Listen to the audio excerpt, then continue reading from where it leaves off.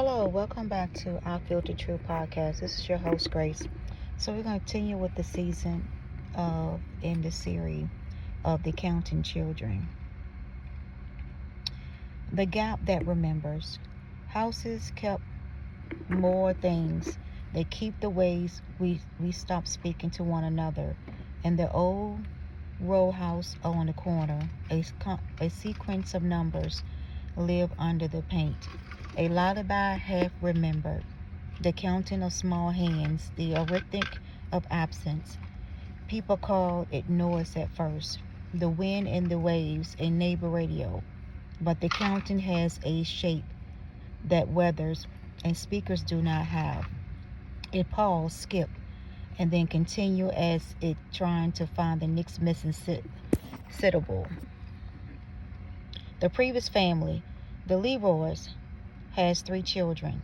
The youngest, a girl named Wynn, used to count the stairs every morning before school. 1, 2, 3, 4, 5, 6, 7.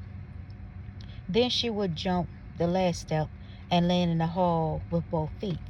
She never counted 8. The Leroy said she was afraid of the number, though they could never explain why. When they moved out, someone found her chalk circle still on the 7th step and left it there. The way you leave a thing that feels too deliberate to erase. The counting the new tenants heard was Wynn finishing what she never let herself finish.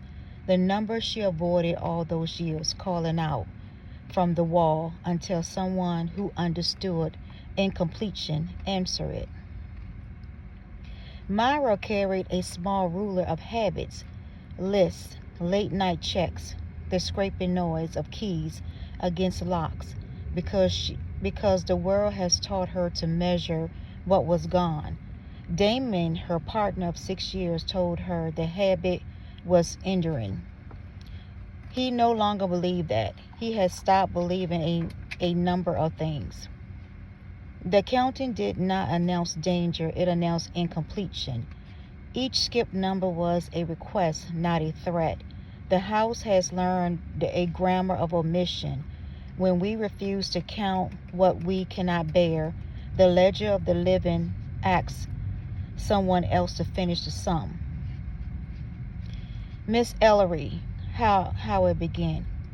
Ruth Ellery has been a widow for 14 months when Damien first knocked on her door to ask if she had seen a cat. They did not have a cat.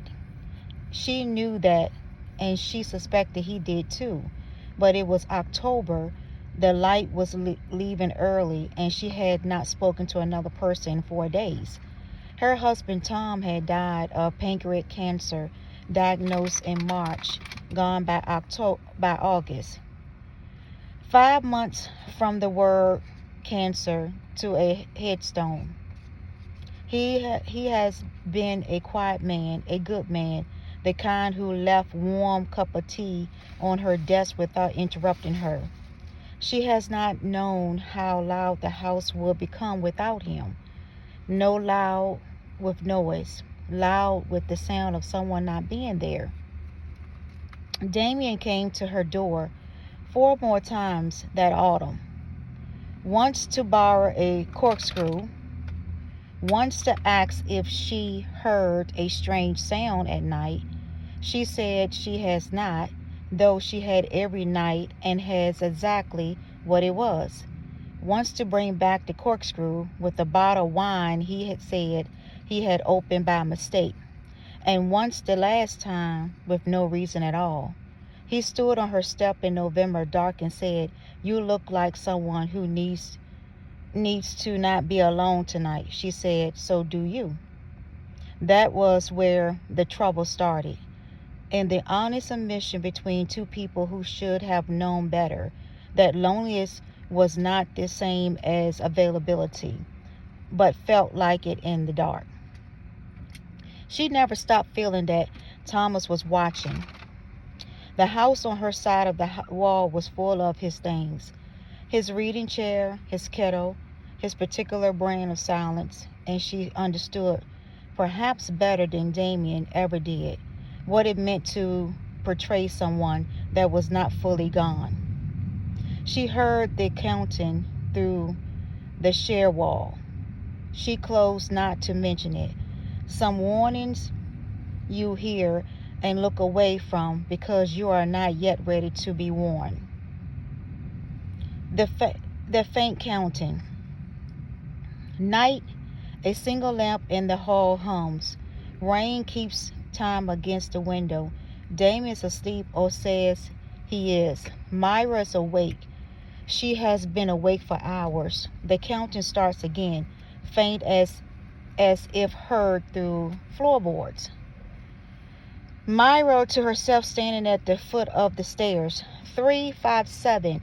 What are you leaving out? She pulls on shoes and walks the dark corridors on the stair.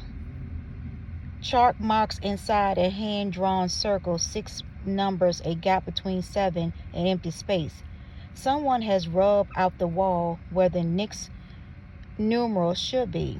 Behind her, a floorboard shift. She turns. Damien in the doorway, dressed in a sleepwear. Myra, come back to bed. Myra, you are dressed. Damien, too quickly. I heard you get up. I didn't want you wandering alone.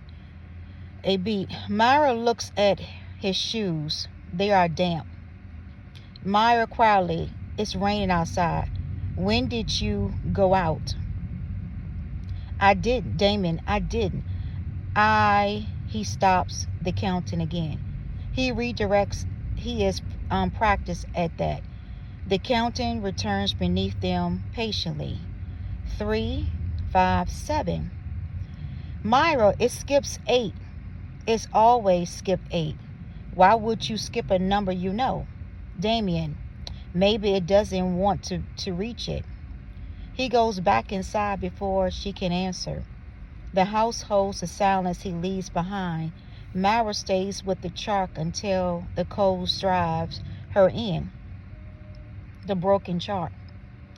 Morning, pale light on the stair. Myra finds paint in the dust and prints. One small heel pressed deep and beside it. A second set adult narrow, not hers, not Damien's broad step. She knelt and measured with her eyes. Myra to Damien, who appears with 2 cups of coffee he doesn't offer. Someone else has been in this house. Look at the width of the print. Damien, old prints. The house sat empty for 2 years before we moved in. The dust settled after we arrived. These are fresh. Damien said nothing. He set back coffee on the banister with offering one and take out his phone. Myra watches his jaw tighten. She has learned to read his jaw. Myra, are you seeing someone? Damien laughing wrong pitch in the house. That's the question you're asking? I'm asking the one I mean. A long silence. The counting moves beneath the baseboard, slow and exact. Damien picks up the coffee he kept for himself and walked towards the kitchen. Damien, please erase things to keep the past from hurting. Some doors are better left shut. Myra, that's not an answer. From the Always Faint 357. Kindness is not the same as hiding. You can make space and still bring things home. She finds a corn wedge in the crack of the base of the 7th step. It is warm as is recently held on its face. The thumbprint, small, and one she does not recognize. It's not a child, it's a woman. The return of 8. Damien has gone out again. Errands, he said, left no name for it. Myra set up objects along the hallway. A toy car she found underneath the radiator, a cracked teacup, a scarf she does not recognize. It is not hers. It is expensive and smells faintly of something that is not her. Myra, Who is this? No answer.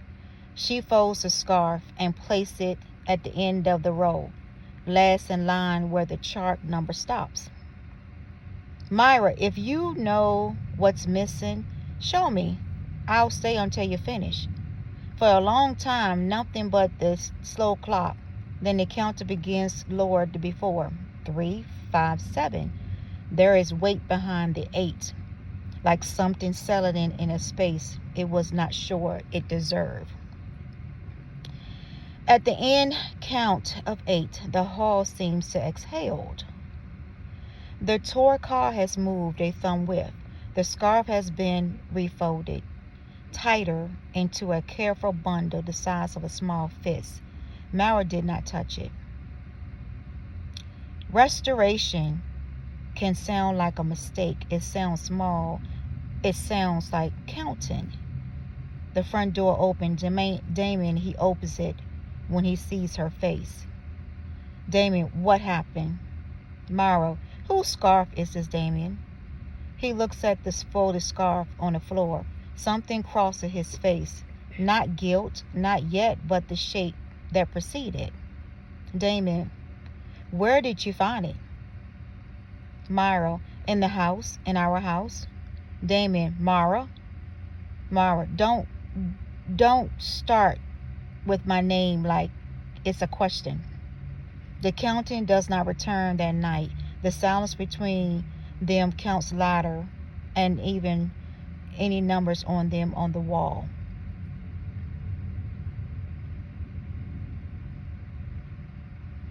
We're going to continue with episode part 2 of it.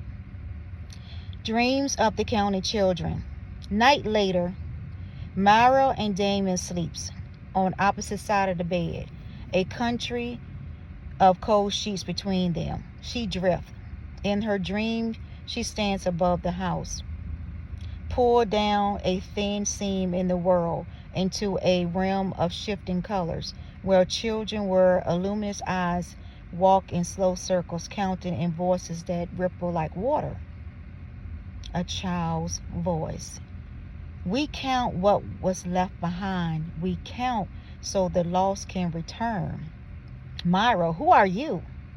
Children, we are the ones not named, the future not chosen, the mornings that were almost. We are Wren missing 8. We are the children Miss Ellery almost had. We are every number someone was afraid to reach. Myra sees flashes, a door closing on a bright room, a phone deleted and redeleted, a hotel key on the nightstand that is not hers, a child who looks exactly like Damien standing at the end of the hallway she has never walked. Besides him, a smaller shape, a girl, quiet chart, dust on her hands. Myra, are you his? The children did not answer with words. They count. They count past 8. They reach a number she cannot hear, and the dream goes white. The child. Then the door opens, but not all who return are ready to be seen. Myra jolt awake. Damien's side of the bed is empty. 2:14 a.m. in the morning. She hears his voice downstairs, low, careful, the register he uses when he does not want to be heard. She sits at the top of the stairs and listens to half of the conversation meant for someone else. Damien, I can't keep doing this. She closer to it than I thought. Pause. No. No, it's not the house. It's her. She noticed everything. I know what I promised. I know, just give me a few more days. A few more days. Myra sits very still on the cold stair. Beside her foot, her boot, faint in the dark. The chalk circles glow. 3, 5, 7, and a space where 8 should be. She understands now that some absences are not accidents. Some are maintained on purpose by someone with a reason. Miss Allery, what Miss Allery kept? The next morning, Miss Allery arrives at the door with a covered dish she didn't need to bring. Her eyes got immediately to Damien, then away. Myra noticed. Miss Allery, I heard the pipe trouble. Thought you could use something warm. Myra, that's kind. That's kind. Come on. Can we come in? Come in. Come in. Come in. Welcome. Damien goes very still near the window. Miss Allery sets the dish down without looking at him. The silence between them is not the silence of strangers. Myra set 3 cups on the table. Myra, how long have you known this house, Miss Ellery? Miss Ellery, oh, years.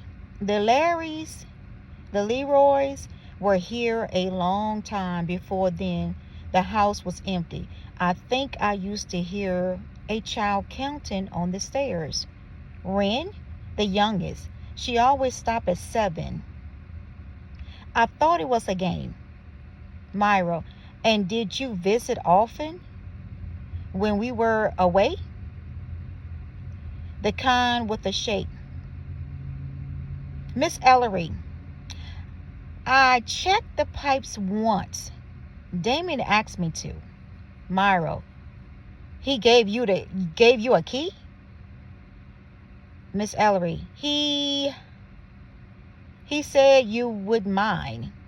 Myra, I didn't know there was a key to not mind about. Myra, how did it start between you and him? Miss Ellery looked at the table. Damien looked at the window. The house began to count low from the hall.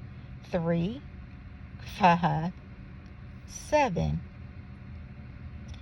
Miss Ellery, my husband Tom died 14 months ago, cancer. He had 5 months from diagnosis too. He was very kind. He used to leave tea on my desk without saying anything. When he was gone, the house was so loud with him not being there, I didn't know silence could be the loud. Miss Ellery again. Your Damien knocked on my door in October, said that he was looking for a cat. We didn't have a cat. I think we both knew that. But it was dark and I had not spoken to anyone in 4 days. And he looked at me like I was still a person. Not a widow, not a problem to manage, just a person. I know that's not an excuse. I know exactly what it is. Myra, how many times? Miss Ellery, he comes to my door 5 times before it because something I couldn't pretend wasn't happening. I should have shut the door. I should have counted to 8 and stopped at 7 like Wren did, because at least she knew she was afraid of. The counting reaches 8, clear finally, like a door falling shut on a room everyone pretended was empty. Damien, I'm sorry. Myra, that's the first honest thing you counted. Miss Honoré leaves a dish and do not take a cup. The house does not count quick again for the rest of that day. It has finished that particular sun. Unforeseen and unfortunate events. That evening, the pipes that burst was in the back wall. The wall shared with the basement, where the counting is loudest. Damien carries bags to his car in 2 trips. He does not ask for help. Myra watches for the hallway, the chalk circle at her feet. Damien, I didn't mean for any of it to happen the way it did. Myra, things rarely mean to happen. They just get counted up. Damien, the house isn't. I never believe in the counting. You know that. Myra, I know. That's part of it. Damien, what does that mean? Myra, it means the things you refuse to count don't disappear. They wait. The house knew knew that before either of us moved in. Ren knew it. She stopped at 7 because 8 was the something, that's where something hurt. You stop at 7 because 8 was where you have to be honest. It looks at the chalk marks. For a long moment, she thinks he might kneel down and look at them properly. He doesn't.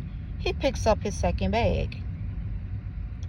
Damien, I called about the pipes. Myra, don't. I'll sort the pipes. He set the bag down just for a moment and turned to face her properly. Is that the first time tonight he has done that? Damien, are you going to be all right? Myra, I don't know yet. Are you? Damien, I don't think I'm being all right for a while. I think I just kept moving so I wouldn't have to count it. Myra looked at him. Really? The way she used to before the sound grew teeth. He looked hollow, not guilty exactly, hollow like a number someone rubbed out. Myra, then maybe that's something we have in common, Damon. I'm sorry, Myra, not because I got caught, because I let something that wasn't broken become something that was. She was grieving and I was lonely, and we were both pretending those were reason instead of excuses. She nodded once. Not forgiveness, not yet, maybe not ever, but acknowledgement. The ledger's taking note. He picks the bags back up. Damien, I'm going to say it to her too, in person, in it the right way. Myra, you don't have to tell me that. Damien, I know, I'm telling you anyway. He goes to the door. The door doesn't slam. That almost worse. Myra kneels alone on the cold floor, and looked at the circle, the gap after 7, the absence that started all of this. Myra, to whoever is left, okay, let's finish the count. 3, 5, 7. She takes the broken chart from the pocket and writes 8. The house exhaled. Somewhere below, water settles in a pipe that no longer leaks outside. Damien's headlight swept across the front window and disappeared around the corner towards the Railings Road. The last airing. 40 minutes later, Myra's phone rings. Unknown number. She almost doesn't answer. The Chalk 8 is still drying on the stair. Officer, is this Myra Voss? Are you the emergency contact for Damien Hale? Myra, yes. Officer, Miss Voss, there's been an accident on Railing Road near the Algery property. A single vehicle. I'm sorry to tell you, Mr. Hale didn't survive. The phone stays at her ear after the officer finished. The house does not count. It awaits with her, the way houses do. Myra, Railing Road? She knows Railing Road.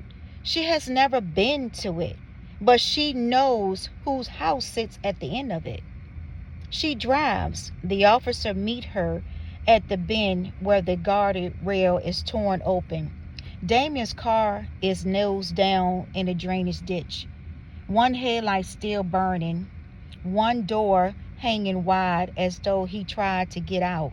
He did not get out. The rain has stopped. The road is quiet, and the way roads are quiet after something final. Officer, did he have any reason to be out this way tonight? Myra looks past the officer. At the top of the road, a light is on in the window she has never looked through. Miss Ellery house. The curtains move. A figure steps back from the glass, carefully small, and does not come down. Myra.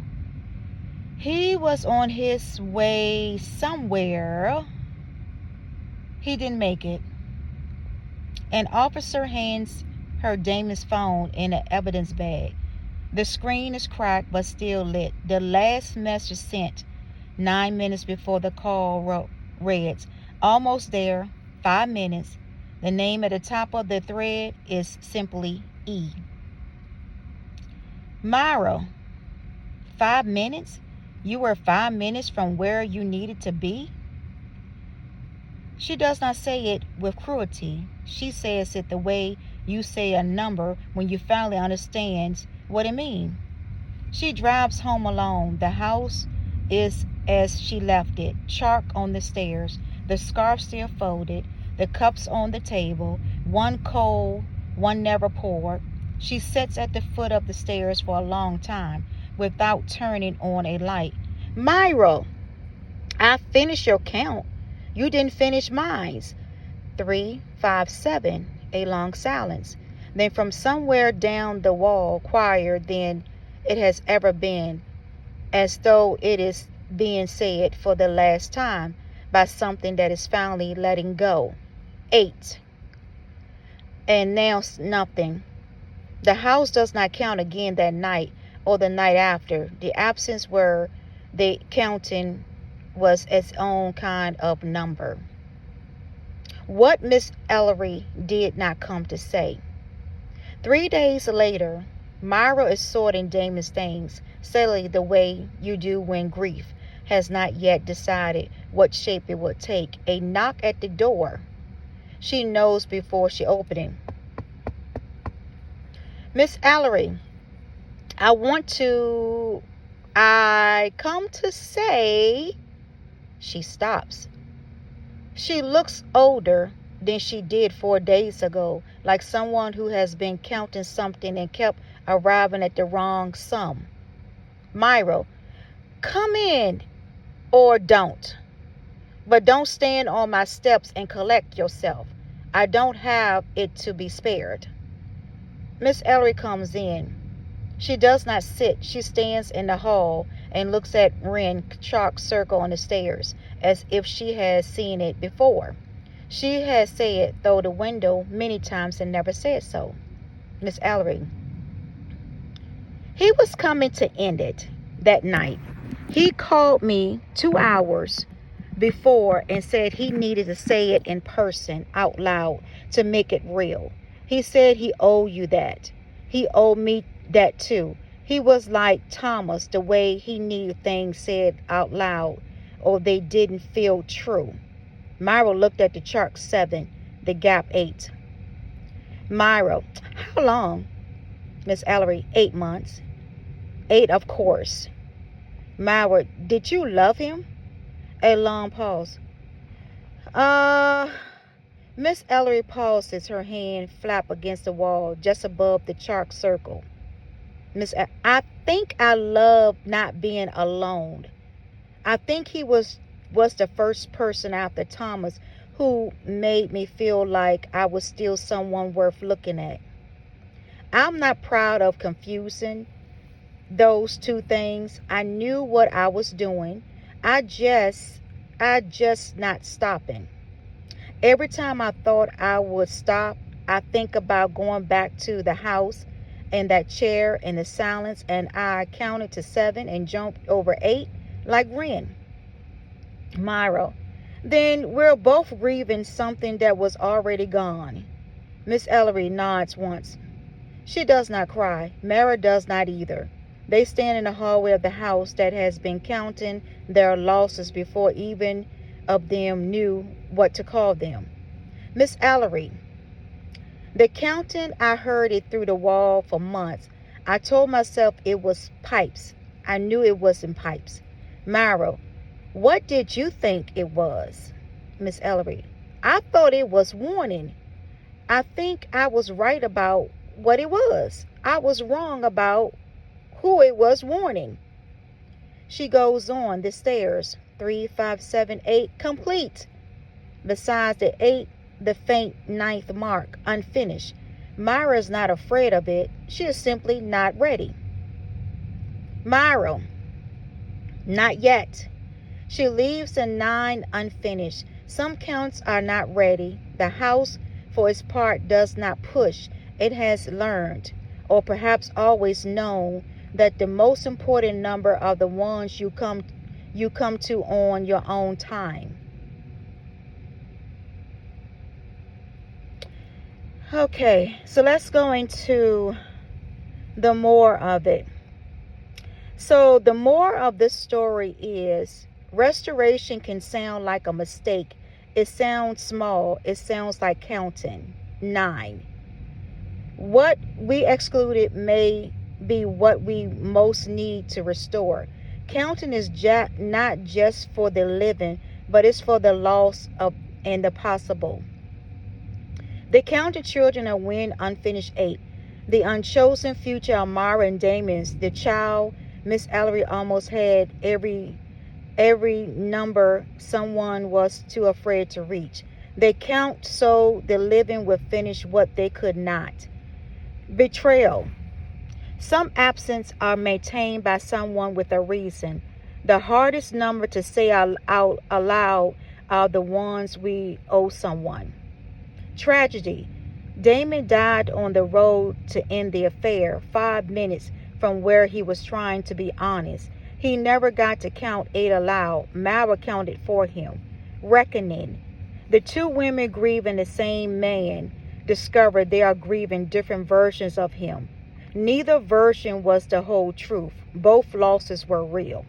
Spiritual. The soul unfinished business echoes until its name. Healing is not erase, but exclusion, even of the painful things. Storytelling.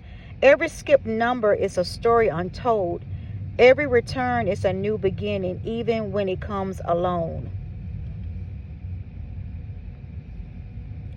And so then I'm going to go and I have another part too that I'm going to say it. The ledger marble keeps growing 2 lines, counted back in 8, and below it, a hand that takes longer to steady. Some sums only resolve when you stop waiting for someone else to carry them. Some people leave before the count is finished. The count finished anyway. That night she dreamed of the door again. 8 locks all undone. The children stand back making room. Among them, a girl, the chalk dust hand, who looks exactly like someone who never counted 8. And the smaller shape beside her, who was never named. One of them, small, with Damon dark eyes, does not reach for her hand. He only looks at her the way children look when they already know the answer and are waiting to see if you do too. She nods at him. He nods back. That is all. It is enough. She wakes to find the chalk circle 3, 5, 7, 8 complete. The 9th mark is still there, still unfinished. She is not afraid of it anymore. She simply is not ready. There is a difference, and the house knows it. And the final conclusion of this, the counting the children that counts. The counting children. So the final conclusion of this is it said, some things we fear are not danger to exclude, but absence we do not yet understand how to restore. What is missing may not be threat, but a broken part acts in return. Sometimes warning preserves errors until deeper understanding corrects them. Missing 8 restores.